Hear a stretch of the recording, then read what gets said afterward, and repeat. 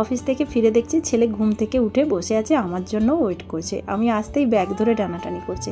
তো কারণ হচ্ছে আমার আজকে মান্থলি মিটিং ছিল। তো মান্থলি মিটিং থাকলে আমাদেরকে মোটামুটি লাঞ্চ দেয় অফিসে। তো যে লাঞ্চটা দেয় আমি বেশিরভাগ সময় খাই না, বাড়ি নিয়ে আসি, কারণ আমি যে লাঞ্চ বাড়ি থেকে নিয়ে যাই সেটাই খাই লাঞ্চের টাইমে।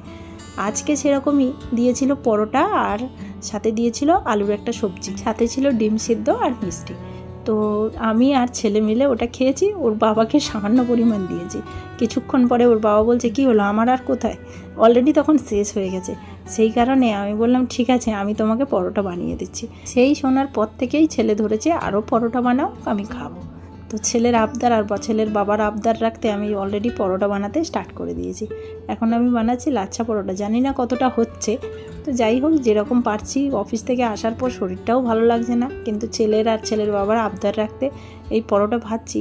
আর পরোটাটা বানানোর সময় আমি কিন্তু আটা আর ময়দা মিশিয়েছিলাম, কারণ বেশি ময়দা খাওয়া ভালো নয়, বেশি তেল খাওয়াও ভালো নয়। যাই হোক লাচ্ছা পরোটা টাইপের বানাচ্ছি বলেই তাই একটু তেল দিলাম।